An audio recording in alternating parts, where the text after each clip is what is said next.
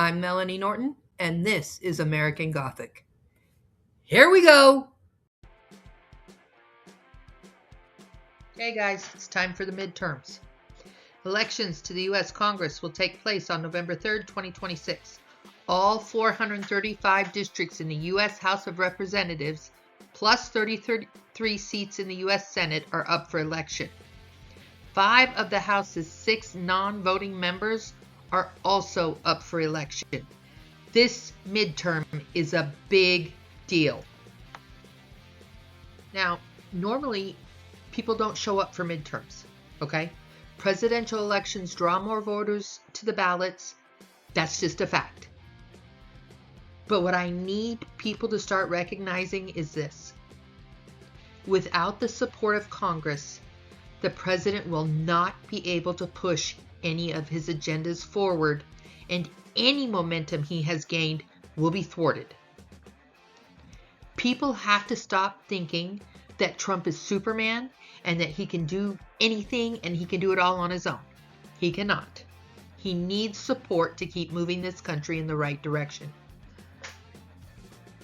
Right now, Republicans control both the House and the Senate, but by a very slim margin. I mean, just barely.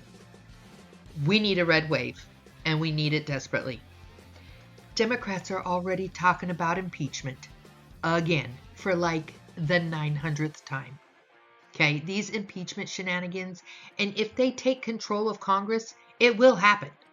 They'll fail, but they will try again and again and again, just like they did before.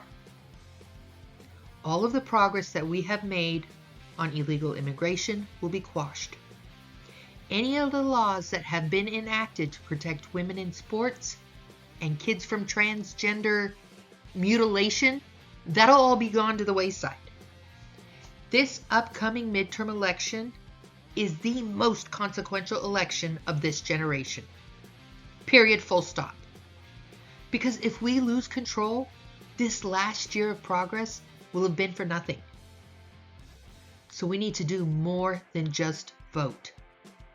We need to educate ourselves on the candidates and spread the word about the importance of this election. And we have to start doing it right now. And honestly, guys, no more distractions. No more infighting. No more bullshit designed to get our attention off of what's really important. Okay? Candace Owens, Tucker Carlson, Marjorie Taylor Greene, Nick Fuentes, these people are not MAGA. They are grifters. Grifters who have made an awful lot of money off Trump, off Republicans, and off our gullibility. It's time to tune them out. Unplug from their bullshit. No more views, no more likes, no more sharing their content. Even if you're sharing it just as an example of how stupid they are, you're still promoting them. You see, you're still forwarding their message. If we do not collectively disavow and agree that these people do not reflect our values and our goals for this country, their influence will have the ability to disrupt the midterms in the most catastrophic way. It is time to say no more. Enough is enough. We need to get down to business. So there is no denying that Trump has completely changed the landscape of the Republican Party. There are Trump supporters who do not even identify as Republican and actually don't agree with a lot of our basic values, but still support Trump. In that vein, we have to recognize that as Trump supporters, we aren't going to agree on everything, and that's okay. The only things we really need to agree on are basic values and Trump's policy. I think that everyone can get behind that. Here are some basic fundamentals that we can all support regardless of the details and just say, okay, this is what we stand for and this is what we are moving forward. Look, as far as my state goes, I'm not worried, not even a little bit. Missouri has some great representation. I mean, we have Josh Hawley, okay? He's a beast. But you need to see who's representing your state. Who's representing your state currently? Go through their voting records. Don't just look at their speeches and their sound bites. Actually look at their voting record. Because some of these rhinos are out here pretending to support Trump, saying all the right things to the media, and then turning around and voting for some bullshit none of us voted for. Okay? Not everybody out here is doing what they're supposed to be doing. So you need to look into it. If you have an incumbent who wants to run again, check their voting record. And if they aren't walking the walk, you need to see who their opponents are going to be. And then look at the new candidates. Who are these people coming in for their first shot at a seat? Where are they from? What are their values? Are they supportive or opposed to our agenda? Are they a Satan-worshipping, adrenochrome-addicted pedophile? We kind of need to know that. We have to research every little thing about these people. Okay? Just because someone got enough money put together to make some cheesy-ass commercial and run it day and night across your screen 50 times doesn't mean they are good people. Evil people have a significantly higher amount of money than decent human beings, and that's a fact, Jack. We need to Google search, Grok search, YouTube search. Do not cast an uninformed vote, because that, believe it or not, is even more detrimental than not voting at all. Well, I'm not going to cover all 435 House candidates. Every single seat is up for grabs. Okay? I'm also not going to cover 33 seats up for election in the Senate. I'm going to look into some key states and point out how consequential they are to this year's vote. Democrats are defending 2 seats in the states that Donald Trump won in the 2024 presidential election. Those states are Georgia and Michigan. Republicans have 1 seat in that state that Kamala Harris won in the 2024 presidential election, and that state is Maine. Okay, do you see where I'm going with this? As of November 29th, 2025, 8 U.S. Senate incumbents, 4 Democrat and 4 Republicans, are not running for re-election in 2026. That's 8 seats up for grabs. There are also 2 special elections, which will also happen on November 3rd. One special election is to fill the last 2 years of the 6-year term that Marco Rubio was elected. The other special election is to fill the last 2 years of the 6-year term that J.D. Vance was elected to. Now, I'm not worried about Florida or Ohio. I don't think we have a chance at all in Maine, so I'm not even going to talk about it. But Georgia and Michigan are up for grabs, and we need you guys to step up to the plate. I mean, big time. So a quick overview before we get into the details. Here's what I think. We need to hang on to Tennessee and Texas, which I have serious concerns about due to the mass migration of both these states.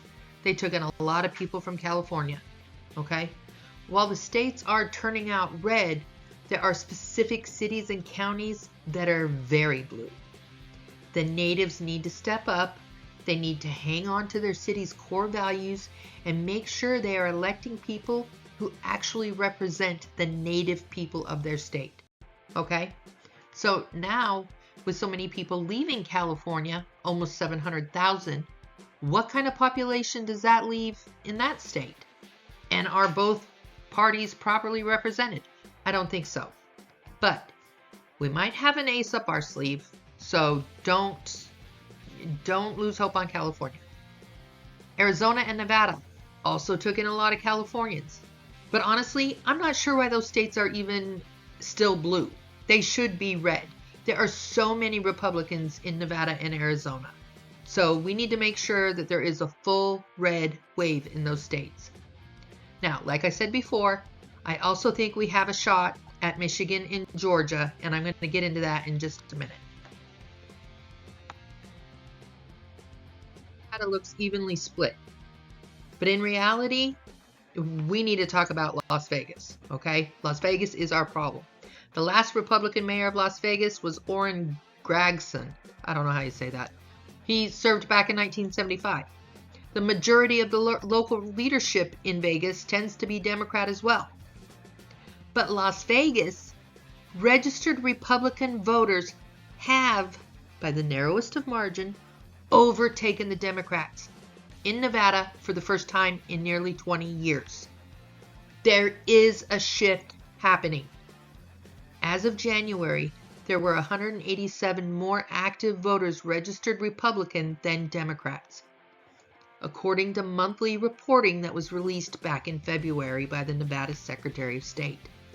The last time Republicans had an edge over Democrats in voter registration was in 2007. So there is a chance here. There's a chance we can turn Nevada red. Currently, there are 2 Democratic senators and 4 representatives, 3 Dems, 1 Republican. Nevada, you can see your candidates on the screen. Start digging into them. Start trying to narrow it down, and let's get behind someone who will actively support the administration. Oh, Georgia, you got problems. But we are looking for a big red push in Georgia. And now I'm going to say it how it is. Especially in Georgia, we need our black Trump supporters. We need you. Georgia is on the fence. I know you all are sick and tired of the fraud and the fannies of the world using your judicial system to play games instead of protecting your children from predators on the streets. This is the time to make that voice heard. Okay? Georgia is also facing some serious election allegation issues. We know the FBI just raided their facilities. So, if you are able and you live in Georgia, please, please, please consider being an election day volunteer. We need you personally having eyes on the situation. Everyone and their dog is looking to take Marjorie Taylor Greene's vacated seat. There are a total of 17 Republicans, 3 Democrats, and a Libertarian and an Independent all vying for that seat. This is going to be a fight to the death. We have to get the right person in there.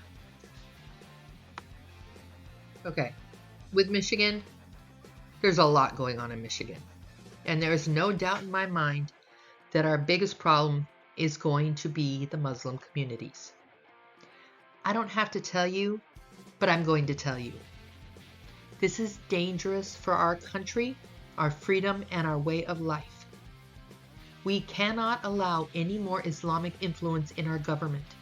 It is not consistent with our morals, our values, or our Constitution, period. We cannot afford any more Ilhan Omars in our House of Representatives. In Michigan, we are looking for a true constitutionalist. The good news in Michigan, and something that we can actually push that affects citizens, jobs, jobs, jobs. Trump has already brought in over 12,000 manufacturing jobs and has promised and made a priority that the automobile manufacturing industry will come back to the U.S. and home to Michigan. If auto manufacturing came back to Michigan, it would change the entire dynamics of that state. Listen to me, because when the industry broke down, there was a mass exodus of about 500,000 middle-class white people who fled to other states looking for jobs. If we can get Michigan to be the manufacturing megaplex it once was, tax revenue will come back, social services can be drastically improved, and the entire community can come together and make it a great state. We need a Trump supporter in Michigan because we need to bring that middle class back to that state. 265,000 people moved into Texas last year. In the past couple of years, more than 77,000 from California alone. And yes, they have brought their liberal policies and ideology with them. Texas needs to be looking for and promoting native Texas candidates who actually represent the values and the policies of the Texas people. You need to find out who your candidates are and who's running in your area, which you can do by going to govexperts.com. Also, I can't move on without noting this. These border states, Texas, New Mexico, and Arizona, I believe Republicans have a shot here because I know and statistics show they are so happy with Border Patrol and the lack of illegals flooding into their neighborhoods. So let's lean on that. Let's remind everyone that we need to continue our support for Trump. We need to continue supporting this administration because if we don't, we will go back to how it was before. And nobody wants that. Look, we all know Arizona's a hot mess, okay? We remember what happened to Kari Lake. So let's not pretend this is going to be easy. But it can be done, okay? Currently, we have 6 Republican reps and 3 Democratic reps. We need to flip those 3 Democrat seats to red, okay? There are more registered Republicans than registered Democrats, but there are more registered independents than there are registered Republicans. Let me tell you what that means, okay? Those are Trump supporters who don't want to admit it. They love his policies, but they hate his personality. Or they're afraid of being ostracized. It's okay. We don't mind. I'm not offended. Keep your secrets to yourself. Just get out and vote. I am worried about Tennessee, y'all. Since 2020, 230,000 plus people have moved to Tennessee. And I dare you to guess where the bulk of them came from. Tennessee is not a huge state, only 7-something million. So that's a significant influx of people. How that changes the political landscape is clear. There are now 37 million registered Republicans versus 44 million registered Democrats. This is going to be an uphill battle, but it's a fight that needs to be had. There is literally only one Republican in the Senate race, and that's Bill Hagerty. Make sure you do your due diligence on him. Due diligence on him. Okay? And if we need to look at the independents, let's look at the independents. As far as House seats, they're like 1,000,001 candidates. Just go to the Secretary of State website and sort that out according to your specific district. California. Let's get into this. California has a population of 39 million. This is a big deal. Now, looking at the map, you would think it was a red state. The problem is the red areas are the lowest populations and the blue areas are the largest populations. What's working in our favor in California is the abject failure of Newsom. The epic disaster, which was the unprepared and inept response to the Palisades fire. The problem is that apparently everyone in Los Angeles is under demonic possession. So I'm not sold we can get a lot done here, but let's lean into the areas that are already red and remind them why they are. California needs to be reminded of the improved quality of life under Trump, and that there is literally an epidemic of homeless people in California right now ruining their everyday lives. My best friend lives in Santa Barbara, and she'll call me in the morning when she's walking the beach, okay? The other day she called me. She literally saw 3 piles of shit during our one phone call. This is Santa Barbara. There are decent, patriotic people in California desperate to save their state. Let's help them. One thing, and you're going to think I'm nuts, but Spencer Pratt is a registered Republican and he's running for mayor of Los Angeles. I know this sounds crazy, but I think he actually has a chance. Mayor Bass couldn't have screwed up that disaster any more than she did. Pratt has been on the front lines working on behalf of homeowners and calling out local authorities. Okay? Even President Trump's special presidential envoy for special missions, Richard Grenell, stated on social media, "I endorse at Spencer Pratt for mayor of Los Angeles and will help him raise money for it." Okay?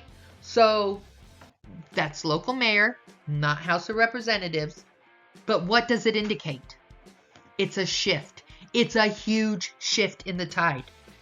If we can get some local Republicans in prominent positions and actually generate positive results for California, I think we turn the entire state before the 2028 presidential election. That's just my opinion.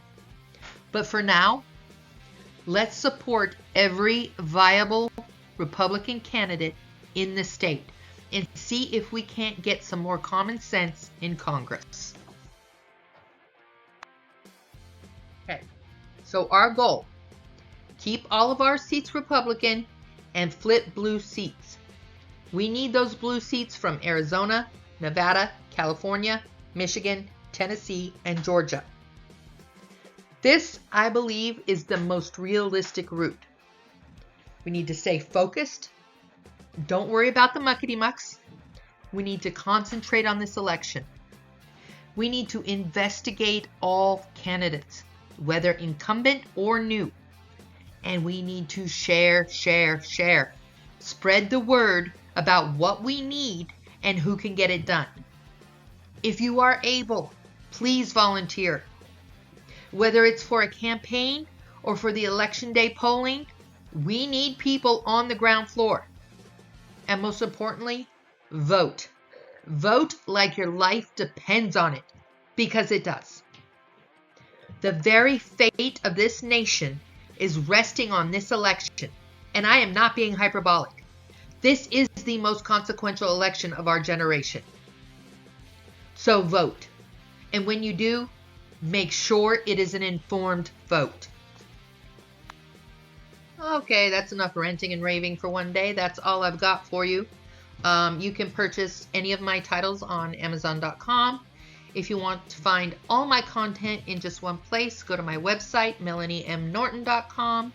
And while you're there, you can also sign up for my monthly newsletter. Don't forget to hit that like and subscribe button, and please share this video. We really need to get this message out and keep hounding towards the midterms.